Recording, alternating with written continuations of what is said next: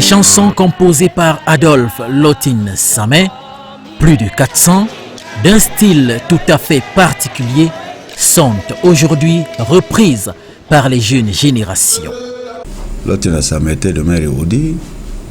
Les érudits, c'est des pêcheurs, c'est des gens qui se retrouvent dans l'eau, qui s'encouragent pendant leur période de pêche, qui s'encouragent par des chants, etc. Et tout ça a développé avec les autres peuples, savoir un rythme, une manière de s'exprimer. Ce qu'on va mettre sur écrit, c'est ce qui est appelé être chanté partout pour que le jour où on est ensemble, il y a une symbiose que nous chantons de la même façon. Lesewa Bosangi a accompli une véritable révolution religieuse.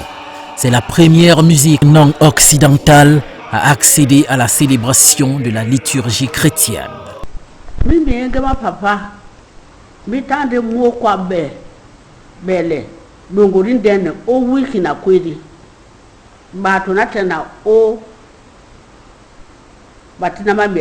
Lotine Samé est l'un de ces visionnaires qui a compris qu'il fallait exécuter les chansons qui louent le Seigneur dans des rythmes de chez nous, en utilisant les instruments de chez nous et surtout en utilisant aussi nos langues.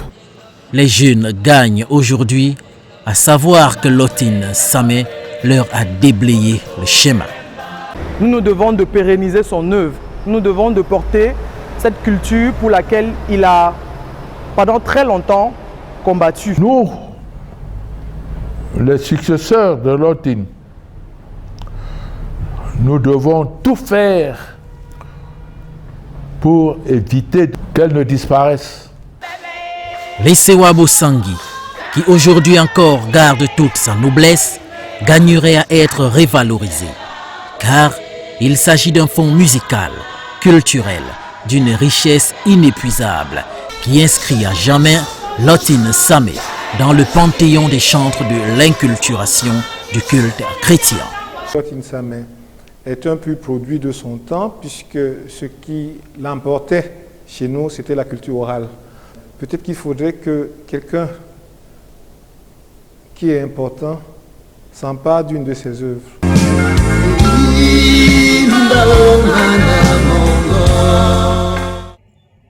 1934, Lotine Samé est à nouveau sous les projecteurs de l'autorité coloniale française.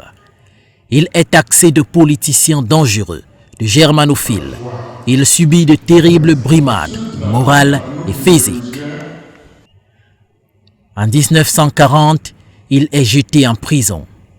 1941, il sort de prison. Le jour même où il a été libéré de sa prison de Bonamouang, les femmes et les hommes n'ont jamais été aussi nombreux à la sortie de prison d'un détenu. C'est, dirait-on, toute voie-là qui se trouvait dans la rue. 1946, il se rend à Edea pour des raisons médicales.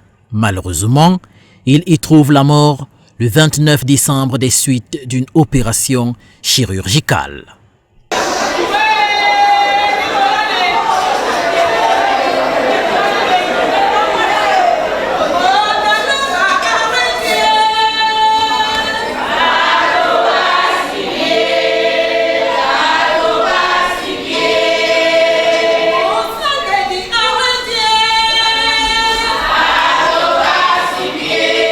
Après sa mort, la NBC ne disparaîtra pas. C'est avec une grande nostalgie que Loka Itel évoque des circonstances. Le jour qu'on l'a enterré ici, il y avait un monsieur qui se nommait Bona. Donc c'est lui qui gardait la tombe.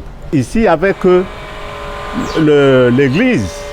Mais aussi des lieux qui ont marqué le passage de cet homme de Dieu.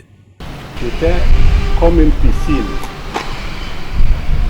C'était très large. C'est ici qu'il baptisait à l'époque.